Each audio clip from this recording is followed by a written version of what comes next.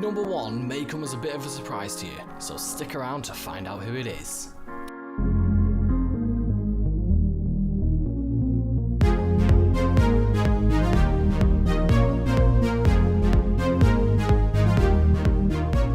Hello everyone and welcome to Filmtastic.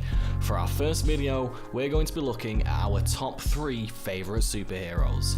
This is just our opinion, and if it differs from yours, let us know in the comments section below. Before we begin, don't forget to hit that subscribe button and comment "I subscribed" to be in with your chance to win our monthly shout out giveaway. At the beginning of each month, we'll give one lucky winner a shout out in our video. In at number 3, we have Wolverine.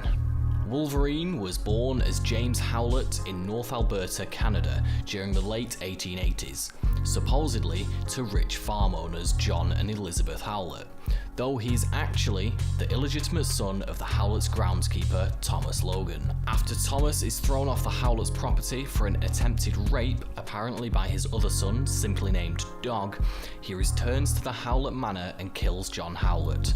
In retaliation, young James kills Thomas with bone claws that emerge from the back of his hands as his mutation manifests.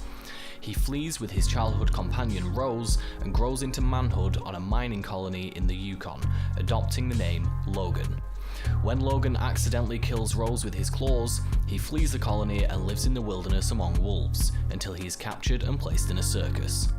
Saul Creed, brother of Victor Creed, frees Logan, but after he betrays Logan and Clara Creed to Nathaniel Essex, Logan drowns Creed in Essex's potion. Logan returns to civilization, residing with the Blackfoot people. Following the death of his Blackfoot lover, Silver Fox, at the hands of Victor Creed, now known as Sabretooth, he is ushered into the Canadian military during World War I. Logan spends time in Mandrapore before settling in Japan, where he marries Itsu and has a son, Daken. Logan is unaware of his son for many years. At number 2, we have Spider-Man. In Forest Hills, Queens, New York, Midtown High School student Peter Benjamin Parker is a science whiz orphan living with his Uncle Ben and Aunt May. As depicted in Amazing Fantasy issue 15 in August 1962, he is bitten by a radioactive spider at a science exhibit and acquires the agility and proportionate strength of an arachnid.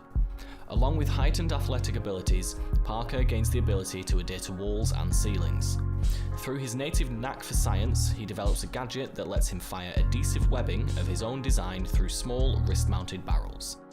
Initially seeking to capitalize on his new abilities, Parker dons a costume and, as Spider-Man, becomes a novelty television star. However, he blindly ignores the chance to stop a fleeing criminal, and his indifference ironically catches up with him when the same criminal later robs and kills his Uncle Ben. Spider-Man tracks and subdues the killer and learns, in the story's next to last caption, "With great power, there must also come great responsibility." In at number 1, the one you've all been waiting for, it's our personal favourite, Deadpool.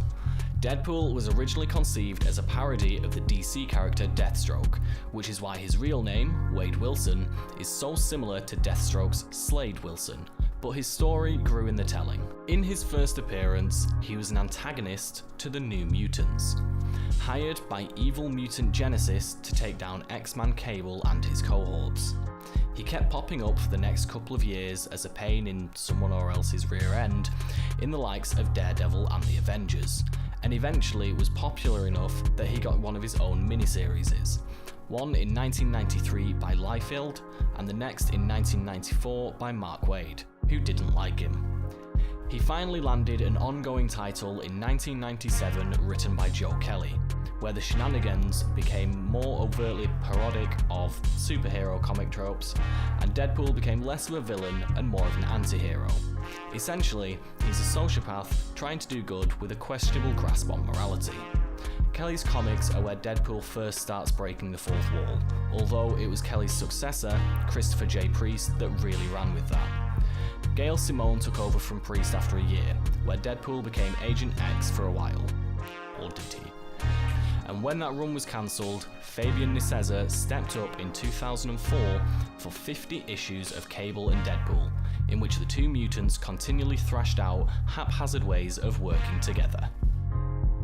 So there you have it guys, our top 3 favourite superheroes. Is there anyone on here that you think shouldn't have been, or maybe some you were surprised by? Let us know in the comments section below.